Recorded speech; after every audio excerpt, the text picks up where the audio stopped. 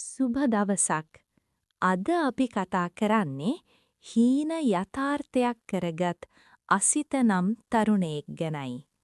මේ කතාව අපිට ලැබෙන බාධක ජයගන්නේ කොහොමද කියලා කියා දෙනවා. අසිත හිටියේ ලස්සන ගැමි පරිසරයක නිස්කලංක වැව් ගම්මානයකයි. පොඩි කාලේ අසිත හරිම දඩබ්බරයි. ඔහුට පොත්පත්වලට වඩා වටිනා වුණේ වැව්දිය දහරාවයි අලුත් දඟ වැඩයි. දවස පුරාම වැවේ දියනාමින් ගමේ ළමයි එක්ක රණ්ඩු වෙමින් දුවපැන ඇවිදින්න එයා හරිම ආස කළා. ගමේ අය කිව්වේ අසිතගෙන් නම් වැඩක් වෙන්නේ නෑ. ඌ නිකම්ම වැව් රස්තියාදුකාරයෙක් වෙයි. අනාගතයක් නෑ කියලා. අසිත පාසලට ගියේ අකමැත්තෙන්. ගුරුවරුන්ට කරදර කරමින් හැම වෙලේම පන්තියෙන් පැනලා යනවා. අසිතගේ අම්මයි තාත්තයි මේ නිසා ගමේ අය ඉදිරියේ නිතරම ලැජ්ජාවටත් හදවතින් දුකටත් පත් වුණා. ඒත් අසිතගේ ජීවිතේ හැමදේම වෙනස් කළේ එකම දවසක්. අසිතට අවුරුදු 14ේදී ඒ කම්පනය ආවා. දවසක් සවස්වරුවේ එයාගේ තාත්තට හදිස්සියෙම බරපතල විදිහට අසනීප වුණා. ගමට කිසිම සෞඛ්‍ය පහසුකමක් තිබුණේ නැහැ. පාරවල් බිහිසුණු ලෙස අබලන්. අම්මයි අසිතයි අසනීප වූ තාත්තාව කරත්තයකින් අමාරුවෙන් කිලෝමීටර් ගණනාවක් ඈතින් තිබුණු රෝහලට අරන් යන්න පටන් ගත්තා. ගමන හරිම දුෂ්කර වුණා. ඒත් ඉර බැස යන විට සිදුවිය යුතු දේ සිදු වුණා.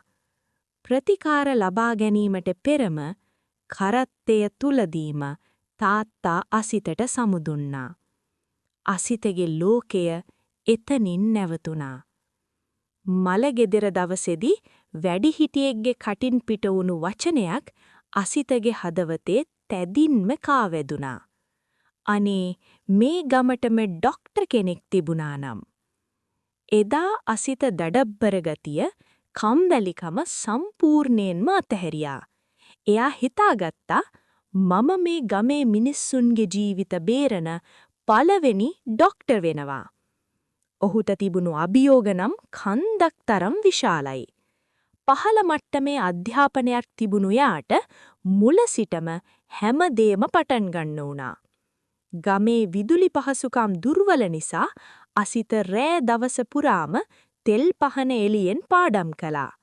පොත්පත් සොයාගත්තෙත් අමාරුවෙන්.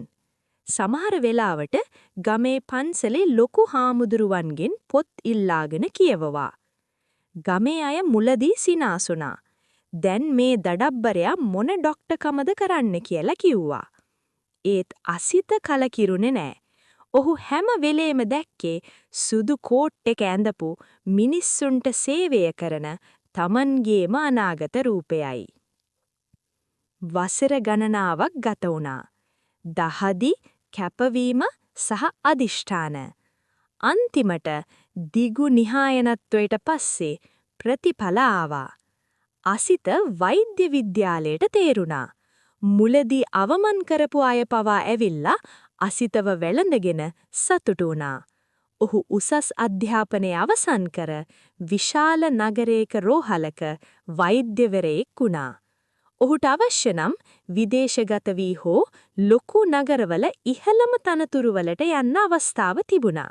නමුත් ඔහු ඒ කිසිවක් තෝරාගත්තේ නෑ. අසිත තමන්ගේ පළමු පත්වීම ඉල්ලා සිටියේ ගමේ ආසන්නයේ තිබුණු දුෂ්කරම ප්‍රදේශයකටයි. අද වෛද්‍ය අසිත ඉන්නේ විශාල තැනක. ඒ විශාල තැන කියන්නේ ඔහුට ලැබුණු ගෞරවනීය වෘත්තිය සහ මේ ගමේ මිනිස්සුන්ගේ හදවතයි. ඔහු තමන්ගේ තාත්තට දුන්නු පොරොන්දුව ඉටු කළා. ඒ වගේම අපිටත් පුළුවන්.